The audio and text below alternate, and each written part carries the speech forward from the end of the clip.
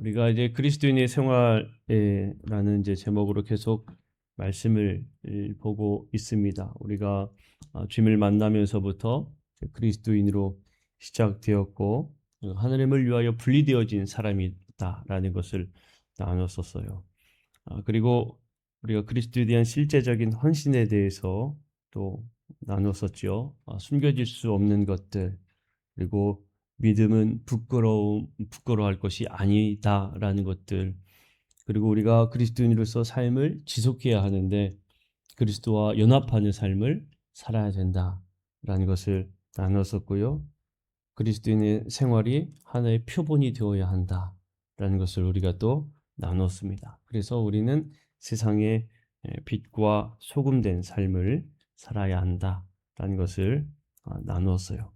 그리고 우리는 변화되어야 한다. 그것은 당연하다라는 것을 나누었지요. 왜 변화되어야 되느냐? 우리의 기준점이 하나님이 기뻐하는 것, 하나님의 뜻이 무엇인가? 우리는 그것들을 생각하는 삶을 살아야 하기 때문에 우리는 당연히 변화해야 되는 것이고, 변화된 우리의 삶이 살아있는 재물이 되는 우리의 삶이 되어야 한다라는 것을 우리가 함께 또 나누었습니다. 그래서 우리에게 다가오는 모든 시험들, 육신의 정욕, 안목의 정욕, 이생의 자랑들, 이 모든 범주에 우리가 속해 있지만 이 모든 것들을 우리는 승리하고 이겨나갈 수 있어야 한다 하는 것들을 우리가 함께 나누었습니다. 오늘은 그리스도인의 생활 목표에 대해서 이어서 나누고자 해요. 여러분 우리 그리스도인들의 생활의 삶의 목표가 어디에 있어야 할까요? 목표가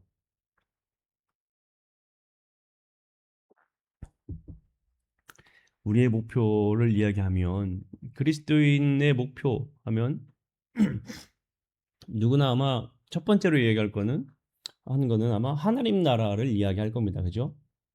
우리가 그리스도인 된 거에 대해서 하나님 나라에 대한 목표를 이야기하지 않겠습니까? 그런데 이건 우리가 지향해야 할 곳이고, 우리 삶에 있어서 목표는 무엇이 되어야 하는가 하면 그리스도를 닮아야 되는 것입니다.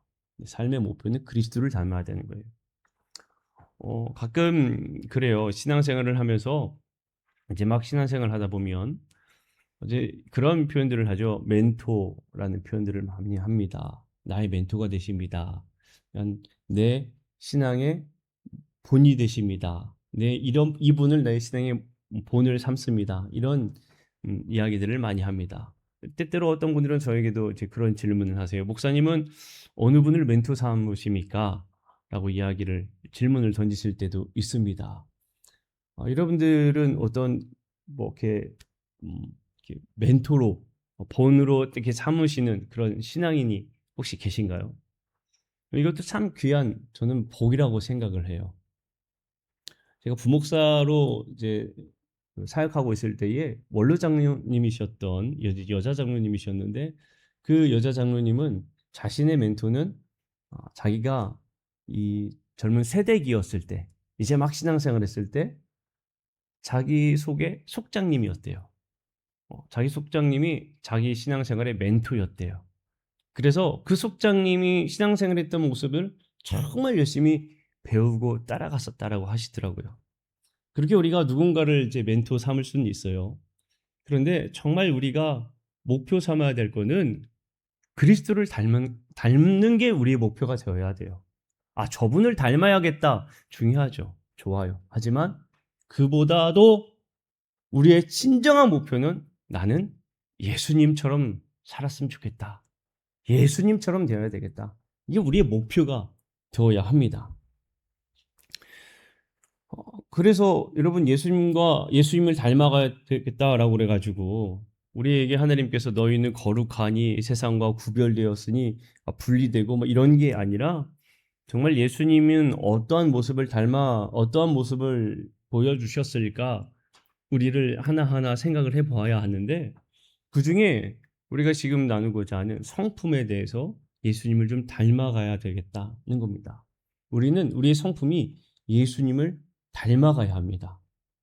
우리 성품이 닮아가야 돼요. 그게 참 중요한 것 같습니다. 자, 갈라디아서 5장 22절 23절에 보게 되면 성령의 9가지 열매가 있습니다. 우리 함께 좀 읽어볼까요? 자, 시작.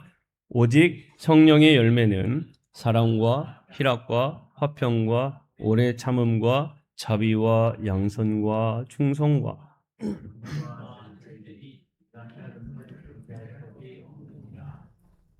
아멘. 네, 이게 성령의 9가지 열매예요. 이 성령의 9가지 열매는 성령으로부터 우리가 맺어야 할 열매죠. 성령으로부터 맺어야 할 열매입니다. 그러니까 우리가 저 9가지 열매를 이야기할 때는 성령의 은혜로 맺어진다라고 이야기를 해요. 근데 여러분, 이 왜 저 성령의 9가지 열매를 맺어야 된다라고 이야기했을까요? 저게 예수님의 성품이기 때문에 그렇습니다. 예수님의 성품. 저 9가지의 열매가 예수님의 성품인 거예요. 그래서 우리는 저 9가지의 열매를 맺기 위해서 노력해야 되고 닮아가려고 해야 되는 거예요. 그래서 이 중요한 게 무엇이냐면 이게 우리 하나의 목표가 되어야 하는데 성령의 은혜로 이 열매들이 맺어지는데 이렇게 생각하는 분들이 간혹 있습니다. 난 원래 사랑이 좀 없습니다. 난 오래 참지 못합니다. 난 원래 좀 자비한 마음이 좀 없어요. 이렇게 이제 생각하시는 분들도 간혹 있습니다. 여러분, 그러면 나는 원래 이러한 마음을 이러하니 내가 없는 걸 어떻게 합니까? 라고 이야기를 하시지만 성경에서 저 9가지 열매를 이야기한 것은요, 내가 사랑이 없으니 어떻게 해요가 아니라 사랑이 없으니 사랑을 갖도록 노력해야 되는 거예요. 희락이 없다면 희락이라는 그 성품을 갖도록 우리는 구해야 되는 거예요. 내가 오래 참지 못하면 하나님 앞에 기도해서 하나님, 나 오래 참을 수 있는 좀 열매를 주세요 하고 기도해야 되는 거예요. 이게 우리가 닮아가는 모습입니다. 우리는 나는 원래 이런데 뭐 어떻게 합니까? 라고 그냥 탁 치부할 때가, 그냥 단정 지어버릴 때가 있거든요. 근데 그게 아니라 우리가 그리스도를 닮는다는 것은 이 9가지 열매를 내 거로 하기 위해서, 내가 저 성품을 갖기 위해서 부단히 노력해야 되는 겁니다. 하나님 앞에 간구해야 되고요. 그 열매를 따라가려고 노력해야 된다는 거예요. 이것은 세상에서의 완전한 무죄를 의미하는 게 아니에요. 예수님 자신의 기준이고 완전하심을 우리에게 목표로 하나 제시해 주시면서 너희들도 이 열매를 맺도록 부단히 노력해라 라고 우리에게 말씀해 주고 있는 거예요. 그리고 우리는 이런 열매를 맺기 위해서 열심히 노력해야 됩니다. 닮아가려고 해야 되고요. 이게 예수님의 성품입니다. 예수님의 성품. 우리는 이 성품을 만들어 가야 되는 거예요. 닮아가려고 노력해야 돼요. 두 번째로, 여러분, 봉사에 있어서도 그리스도를 닮아야 합니다. 봉사에 있어서 그리스도를 어떻게 닮을까요? 봉사하는데. 봉사하는 게 도대체 그리스도를 닮는 게 뭘까? 그렇잖아요. 봉사는 뭐 그냥 섬기는 거 하는 거지, 뭐 열심히 애쓰고 수고하는데 이게 어떻게 그리스도를 닮는 게 될까라는 겁니다. 여러분, 그리스도인은 성경에서 자주 나오는 표현이 뭐냐면, 조금 전에도 말씀드렸듯이 열매라는 단어를 많이 씁니다. 열매. 그러니까 그리스도인은 열매를 맺어야 된다라는 표현을 많이 써요. 우린 열매를 맺어야 돼요. 제자됨의 목적은 열매를 맺는 데 있는 거예요. 열매를 맺는 데. 그러면 봉사도 마찬가지로 무엇이 있어야 되는가 하면 열매 맺음이 있어야 됨을 말합니다. 열매 맺음이 있어야 돼요. 왜냐하면 우리는 가지고, 예수님은 포도나무라고 했으니까 당연히 포도나무에 붙어 있으니 그에 맞는 열매를 맺는 건 당연한 겁니다. 그래서 섬기면서 열매 맺는 것도 당연한 거예요. 요한복음 15장 1절에서 5절 말씀을 보면 우리가 이게 너무나 잘 알고 있는 말씀이지만 한번 봅시다. 나는 참포도나무요, 내 아버지는 농부라. 참포도나무, 나는 참포도나무라고 말씀하신 분이 예수님이죠. 예수님이 포도나무예요. 하나님은 농부래요. 그러면 농부가 포도나무에 열매를 맺히기 위해서 계속적으로 공급하잖아요. 그죠? 하느님의 은혜를 막 공급합니다. 그리고 우리는 예수님께 붙어있는 가지예요. 근데 2절 보세요. 물은 내게 붙어 있어 열매를 맺지 아니하는 가지는 아버지께서 그것을 제거해 버리신다고 말씀하셨습니다. 여러분, 이 말씀을 제가 가만히 생각해 보니까 좀 참 무서운 말씀 같아요. 왜냐하면 우리가 그리스도인으로, 여러분, 그리스도인으로 섬기는 건 당연합니다. 예수님께서도 말씀하셨듯이 나는 섬김 받으러 온 게 아니라 섬기기 위해 왔노라고 말씀하셨거든요. 우리는 섬기는 사람들이에요. 그 섬김의 하나가 봉사거든요. 그러면 봉사하면서 하느님께서 베푸신 은혜의 열매들을 하나하나 맺혀져 가야 돼요. 그거는 말씀에 순종하는 것이고 우리가 그 일에 헌신하는 거거든요. 그런데 요즘에 갈수록 힘이 드니까 요즘에 갈수록 섬기는 사람들이 많이 사라지고 있어요. 요즘에 그래요. 많이 사라지고 있어요. 큰 교회 가도요, 봉사하는 인원이 똑같아요.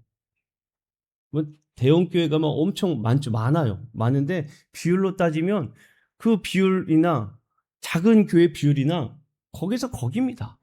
별 차이가 없어요. 왜일까요? 안 하려고 그래요. 안 하려고. 근데 이게 좋은 게 아니에요. 때때로 봉사를 안 하니까 아이 그래요. 그러면 다른 분이 하면 되지요 하고 그걸 안 하고 다른 분을 한단 말이에요. 저 말씀을 비유대로 이야기를 하면 저게 무슨 얘기냐면 내가 봉사를 안 하면 열매를 맺지 않는 거예요. 열매를 맺을 수가 없는 거예요. 열매를 안 맺혀지는 겁니다. 봉사하면서 섬기면서 열매를 맺기 시작하는 거잖아요. 그럼 열매를 내가 섬기지 않으면서 봉사하지 않으면서 열매를 안 맺게 되면 결국에 어떻게 되는 거예요? 저 말씀대로 하면 하나님께서 가지치기 하시는 거예요. 삭독하고 가지치기 하시는 거예요. 예전에 중고등학생들 데리고 그 포도나무 봉사하는 데 갔어요. 포도 따는 거 말고 겨울에 갔어요. 겨울에 갔더니 저희가 뭘 하면 좋을까요? 라고 그때 이제 목사님에게 말씀을 좀 여쭤봤습니다. 근데 거기는 포도가 참 특산물이었어요.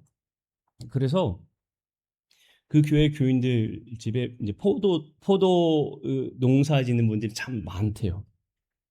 그러니까 그분들을 좀 도와줘야 된대요. 우리가 뭘 도와주면 돼요? 사실 포도밭에서 봉사하면은 포도 따는 것밖에 저는 생각을 안 해봤거든요. 그렇잖아요. 포도 열심히 많이 따봤습니다. 군대 가서도 따봤어요. 저는 그것만 생각했는데 겨울에도 할 일이 되게 많대요. 이게 뭐가 그렇게 많나 했더니 겨울에 다 가지치는 거예요. 가지치는 거예요. 쓸모없는 가지들 다 쳐요. 근데 그 가지가요 진짜 많아요. 얼마나 많은지 몰라요. 포도밭이 넓긴 넓은데 넓긴 넓어도 뭐 한두 사람 간 것도 아니고 10명이 넘는 인원이 갔는데도 하루 종일 그 가지를 치워요. 그만큼 많아요. 그만큼. 여러분, 봉사 안 해서 좋다. 이게 사실 그렇게 좋은 게 아니더라고요. 저 말씀을 보니까. 이 말씀을 보니까 결코 좋은 게 아니에요. 열매를 맺어야 됩니다. 봉사하면서. 그런데 봉사하면서 도대체 무슨 열매를 맺지? 를 생각해 보아요. 그렇잖아요. 봉사하면서 여러분들은 무슨 열매를 맺겠어요? 결국에 봉사하면서 맺는 열매는 하나밖에 없는 것 같더라고요. 그게 뭐냐면 하나님 나라에 대한 열매예요.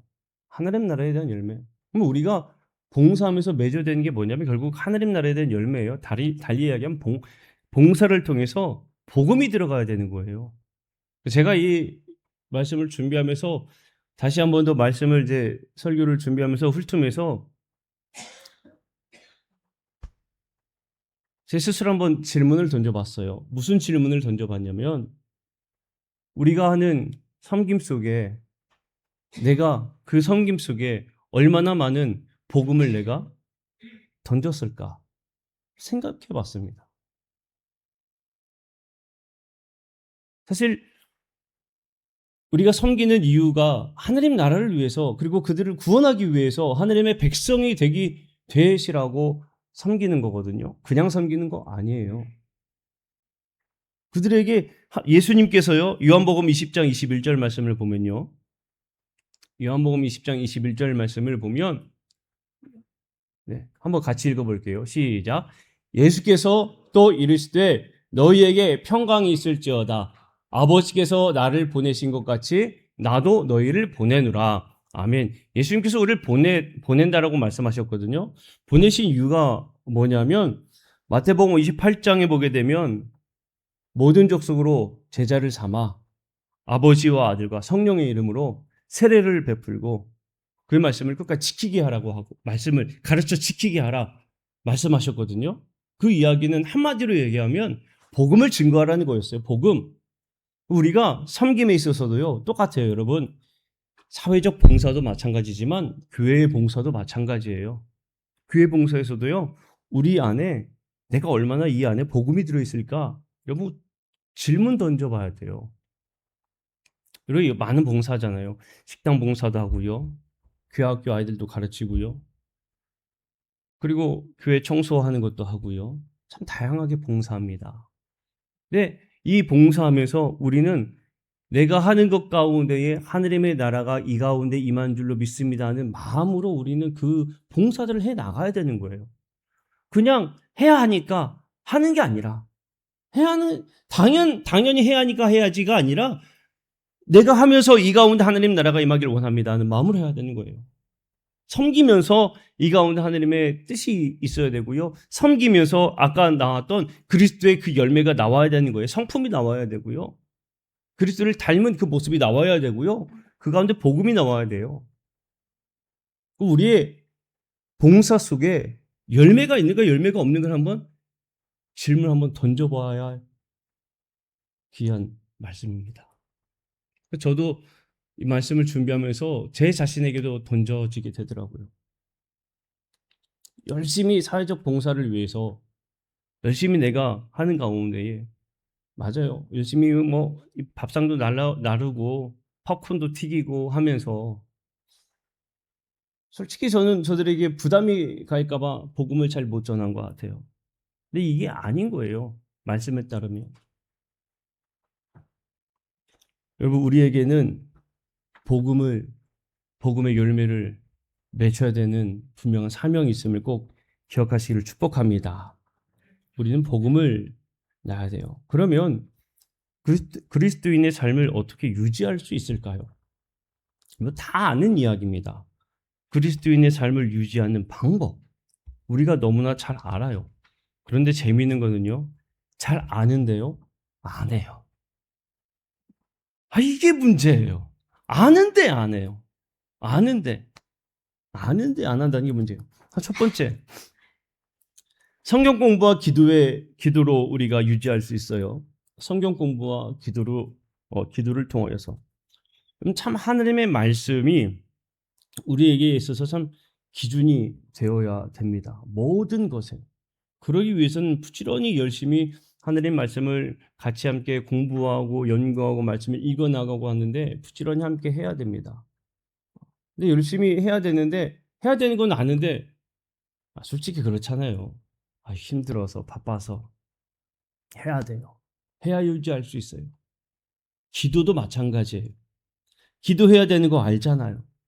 아는데 바빠서 못하고 힘들어서 못하고 잠깐 좀 쉴게요 하나님. 아니 해야 돼요. 해야 됩니다. 기도는 하느님을 경배하는 거고 하느님 앞에 고백하는 거고 하느님 앞에 감사하는 거고 하느님 앞에 간구하는 거고 우리가 중보하는 겁니다. 기도로 하느님과 교제를 이루어요. 그래서 여러분 끊임없이 기도하십시오. 정말 열심히 끊임없이 기도하시기를 간절히 축복합니다. 제가 이 기도에 대해서 말씀드리는 것이 꼭 교회 와서 기도하십시오 이렇게 말씀을 드리는 게 아니에요. 얼마든지 내가 있는 일하면서도 기도할 수 있잖아요. 그렇죠? 밭일하면서도 할 수도 있고요. 청소하면서도 할 수도 있고요. 설거지하면서도 할 수도 있고요. 심지어는 아침에 씻으면서도 할 수 있어요. 그렇지 않습니까? 머리 감으면서 주여 오늘도 이렇게 기도할 수 있잖아요. 기도는 언제든지 할 수 있는 거예요. 근데 우리가 기도를 너무나 쉽게 잊고 살고 있어요. 정말 중요합니다. 영적 생명과 기도와 관계는 깊은 관계가 있습니다. 육체가 호흡하듯이 기도가 영적 호흡이라고 하는데, 우리가 기도하지 않으면 우리는 호흡을 멈추는 것과 동일한 거예요. 데살로니가 5장 17절 말씀을 보면 그 다음 절이요. 데살로니가전서 5장 17절. 함께 읽어보겠습니다. 시작. 쉬지 말고 기도하라. 이 쉬지 말고 기도하라. 이 말씀에 대해서 지난 우리 부흥회 때 최세환 목사님이 그런 고민을 함께 나눴었습니다. 쉬지 말고 기도하라. 도대체 쉬지 말고 어떻게 기도하나? 그런데 그런 이야기 하셨죠. 하나님은 졸지도 아니하시고 주무시지도 아니하시고, 그러니까 하나님은 언제든지 들을 준비가 되어 있으신 분인데 우리는 그거를 잊고 사는 거예요. 언제든지 우리는 기도하면 되는데, 우리가 기도만 하면 하나님은 들으실 준비가 되어 있어서 들으시는데 우리는 그것을 못하고 있는 거예요.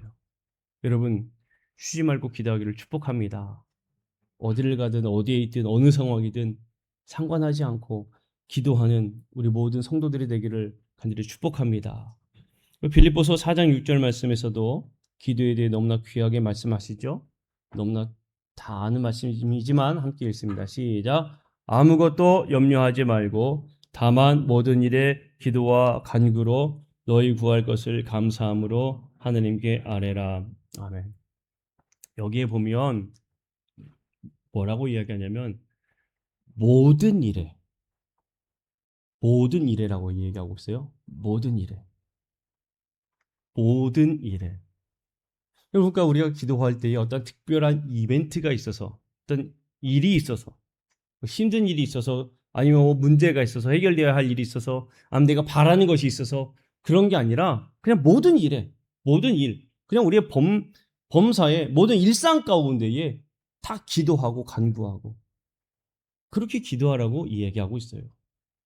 그리고 하느님께 감사함으로 아뢰라 라고 얘기하고 있어요. 그러니까 여러분, 아무것도 염려하지 말고 기도로 늘 하느님 앞에 먼저 기도하시는 모든 성도들이 되기를 축복합니다. 두 번째는 예배에 의해서입니다. 예배에 의해서 하느님의 사람들과 더불어 드리는 예배는 그리스도인을 향한 하느님의 명령과 같습니다. 그래서 그리스도인이 모여서 예배하는 건 참 중요합니다. 예배하는 건 참 중요해요. 많은 가난한 성도들이라고 하지요. 예전에는 다녔었는데 지금은 다니지 않는 분들, 참 좋아요. 이런저런 이야기들. 그런데 아니에요. 분명히 여러분 예배에 동참해야 됩니다. 정말 중요한 거예요. 히브리서 10장 25절 말씀 한번 볼까요? 함께 읽습니다. 시작. 모이기를 패하는 어떤 사람들의 습관과 같이 하지 말고 오직 권하여 그날이 가까움을 볼수록 더욱 그리하자. 아멘. 모이기를 패하는 어떤 사람들의 습관과 같이 하지 말고, 모인 게 왜 모일까요? 여러분, 왜 모이겠습니까? 예배하기 위해 모이는 거예요. 모이기를 패하는 어떤 사람들의 습관과 같이 하지 말고, 그 모임 뭐하러 갔나? 안 가도 되지. 나 혼자 열심히 믿으면 되지. 얼마나 많은 그렇게 이야기하시는 분들이 얼마나 많은지 모릅니다. 몰라요. 그분들이 정말 우리가 죽음 이후에 구원에 대한 이야기는 전 할 수 없습니다만, 정말 오늘의 저 히브리서의 말씀을 본다면 하나님이 원하는 모습은 아닌 것 같아요. 모이기를 피하는 어떤 사람들의 습관과 같이 하지 말고 오직 권하여 더 모이라고 얘기하잖아요. 예배는 참 중요한 겁니다. 여러분, 우리가 예배를 통해서 하느님을 만나고자 하는, 그걸 정말 우리는 사모하는 마음으로 우리는 예배에 동참해야 될 줄로 믿습니다. 그리고 마지막 세 번째로는, 마지막으로는 봉사를 통해서예요. 봉사. 주님의 사역에 봉사할 수 있는 기회는, 이건 기회예요. 기회는 모든 그리스도인에게 주어져 있습니다. 누구든지 그리스도인이라면 봉사할 수 있는 기회가 주어져 있는 거예요. 누구든지 다 한 가지씩 하나님께서는 은사를 주셨습니다. 그렇기 때문에 하나님께서 우리에게 주신 은사들이 다 있어서 봉사에 있어서는 사실 변명이라는 있을 수가 없다라고 이야기를 합니다. 그리고 봉사할 때 우리에게 참 중요한 마음가짐을 가르쳐주는 말씀이 있어요. 골로새서 3장 23절 24절 말씀을 한번 보면 한번 읽어볼까요? 자, 시작. 무슨 일을 하든지 마음을 다하여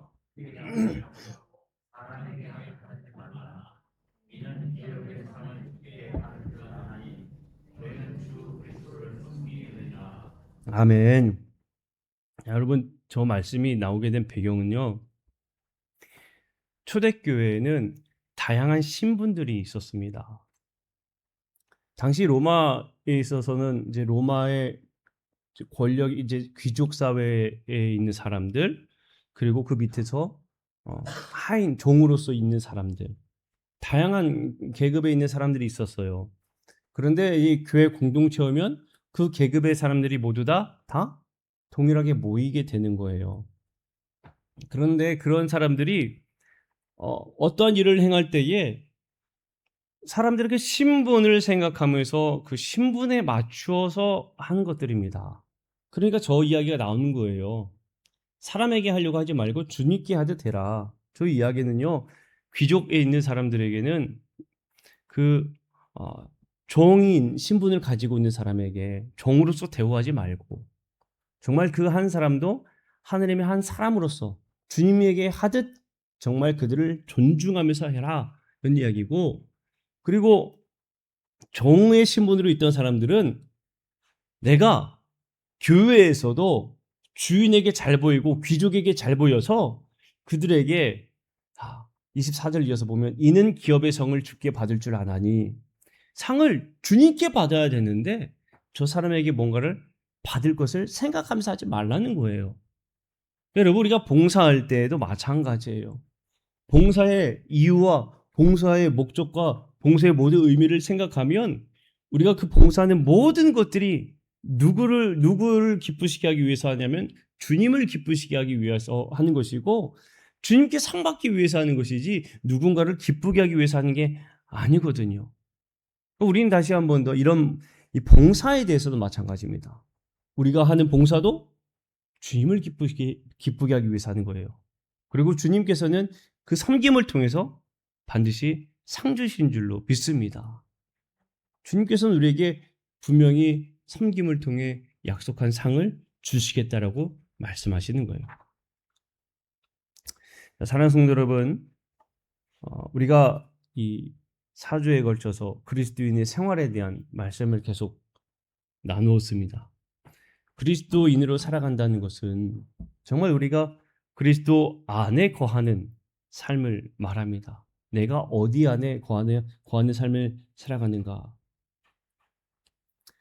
그리스도께서 우리 속에 계신다면 정말 하느님께서 아, 아, 받으실 만한 예배를 우리가 살아갑니다. 하느님께서 기뻐할 만한 삶을 살아가게 됩니다. 우리의 삶이 정말 산 제사로서 인생이 되게 되어집니다. 그리스도인의 생활이란 누군가에게 보여지는 것이 아니라 하나님과의 관계 속에서 이루어지는 것들임을 우리가 알아야 되는 것이고 또 우리의 모습을 통하여서 정말 하나님께서 우리에게 말씀하신 복음들 그리고 열매들이 맺혀지는 삶이 되어야 한다는 것을 우리가 한 번 더 깨닫게 됩니다. 그리고 우리가 이것을 안다면요. 요한복음 8장 36절에 그러므로 아들이 너희를 자유롭게 하면 너희가 참으로 자유로우리라 라고 말씀하셨는데 우리가 예수 안에 있다면 우리가 정말 예수 안에 있다는 것을 느낀다면 예배에서도 또 말씀을 볼 때에도 봉사할 때도 우리가 주 안에 있기 때문에 어떠한 거리낌이 없이 정말 자유함을 누리게 되는 줄로 믿습니다. 우리가 그리스도인으로서 열매를 맺고 하느님의 나라에 대한 그 복음의 열매도 맺고 그리스도를 닮아가는 우리 모든 성도들이 되시기를 주님의 이름으로 간절히 축복합니다. 오늘 말씀 생각하면서 이제 내가 살아도 우리 함께 찬양하고